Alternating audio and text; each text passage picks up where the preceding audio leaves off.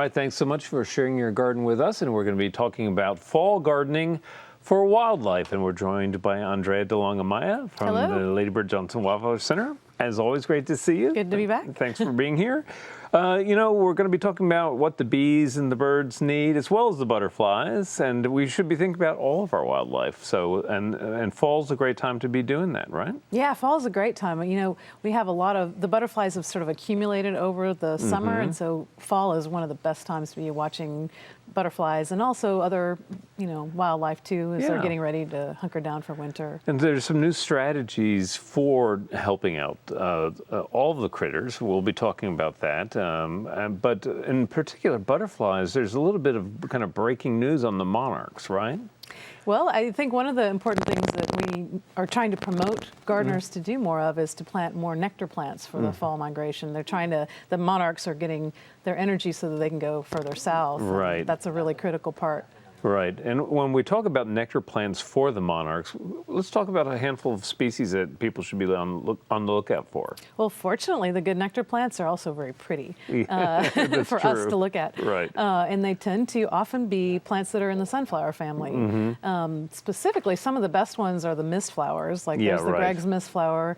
The white mist flower, also called shrubby boneset. Always mobbed by butterflies. Mobbed. Yeah. Pretty plants, lots of butterflies will take nectar. Goldenrod is another really good one for the fall. I love goldenrod. Yeah. And it's a little tricky because the giant ones are kind of bullies in the garden, but there's the prairie goldenrod, which is a nice, well-behaved plant that's better for a garden situation. Okay, a non-bullying form of goldenrod. That's good. Excellent. Now, one of the things, too, about the fall garden is not to be too eager to get things in shape, right, after the bloom stops, right? Yeah, I think not just for butterflies, although there are some skipper butterflies that use grasses as their larval food plant, and then the chrysalises will be in the crown of the plant, so you don't want to cut things back too far.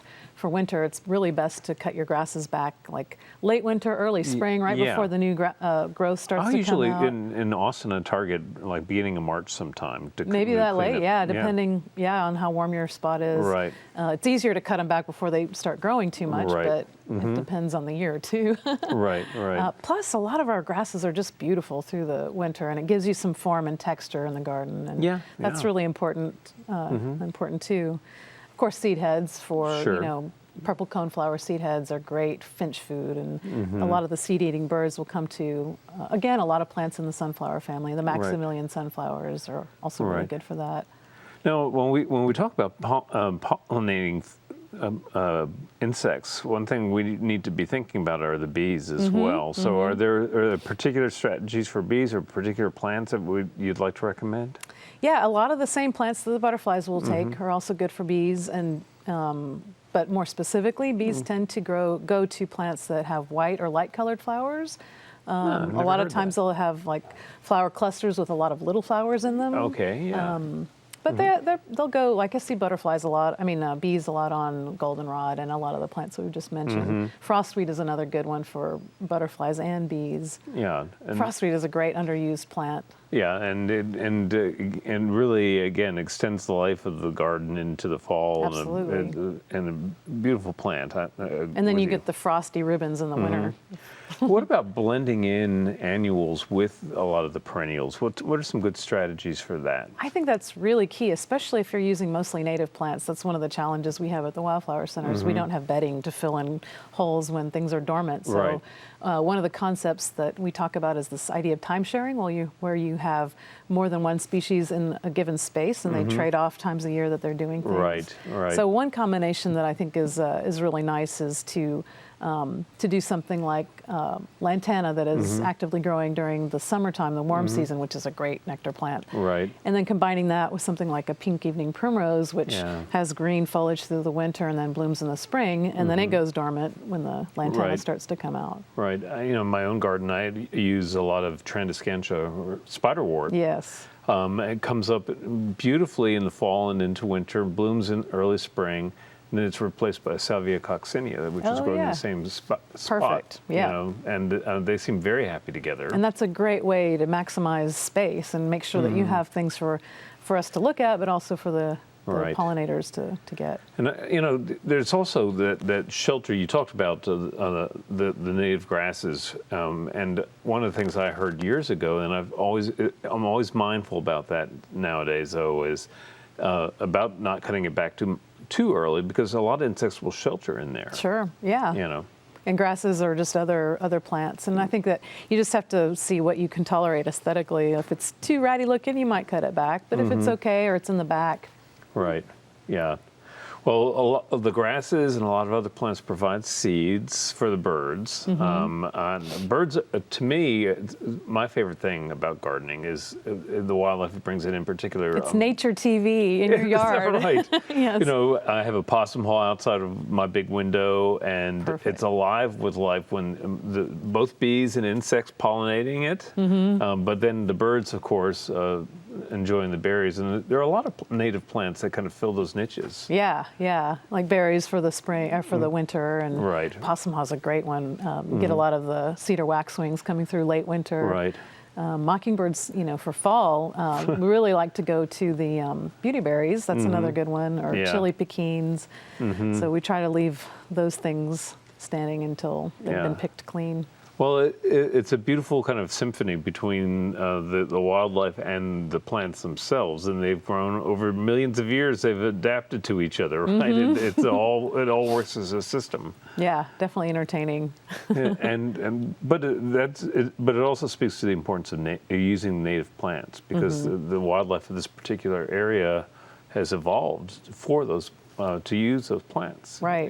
And some of the non-native plants can also provide some of those benefits, but our native plants are needing some assistance. So in order to keep the native plants happy and healthy in the ecosystems, it's important to make sure that our pollinators are also in good numbers. And so, making sure that we have a good supply of native plants for them to get whatever they need from them is really critical. Yeah, well, for a lot of the woody plants that like possum haw or yaupon or American beautyberry, plants that are great wildlife food, fall is an incredible time to plant. But for a lot of the other plants that we're talking about, perennials and annuals and those sorts of things, what's the best strategy for fall planting? Would it be seed, or would it be planting plants? What do you think? Yeah, I think it depends a lot on the species. Woody stuff, I think, is definitely, woodies and perennials is good to get in the ground in the fall. Then they have a chance to get their roots established over winter, and they're ready to go by the time summer hits. Seeds is a little different. It depends on if it's a warm season plant or a cool season. Like a lot of the spring blooming wildflowers, of course, planting them in the fall is the best time. Right. They grow their rosettes through the winter and then bloom in the spring. But then there's a whole other set of things that you can seed out in the spring that will grow through the warm season and bloom during the summer. Right. So keep it going. That's the strategy, right? Right. And what are some of the things that you would seed out in the spring, for example? For spring, one of my favorites is the partridge pea.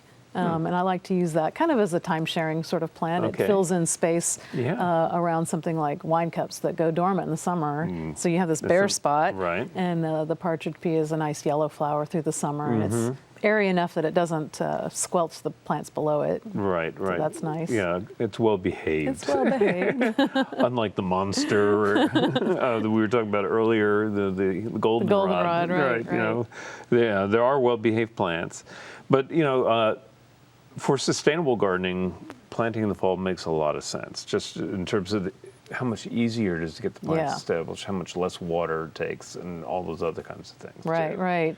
Yeah, if plants can get established over the winter and fall, the heat stress isn't there, making them thirstier than they would be in the spring or summer. Right. Well, we know that a lot of these plants that we're talking about are going to be available soon, courtesy. I wonder where you could get them. The Lady Bird Johnson Wildflower Center Fall Sale, which has turned into quite the institution here in Central Texas, and lots of special plants that are very hard to find typically. Yeah. Our plant sale will be on our website, and you can also go to our Facebook page where we'll have updated information on a regular basis. So that's a really good source to find out details about the event.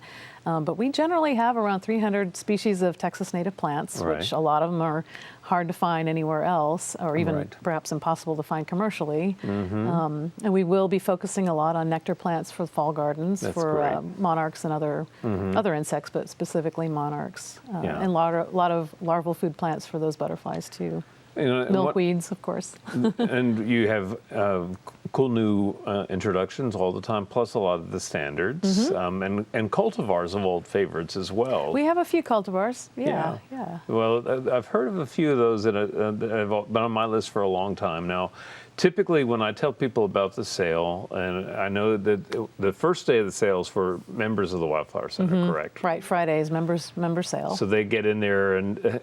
I wonder if it gets a little competitive. Yeah, people sharpen their elbows before they come out. Get a little bit of competitive nature in there, but then it's open to the rest of the public on Saturday and Sunday. Actually, this year we're changing it. We're just open to the public on Saturday.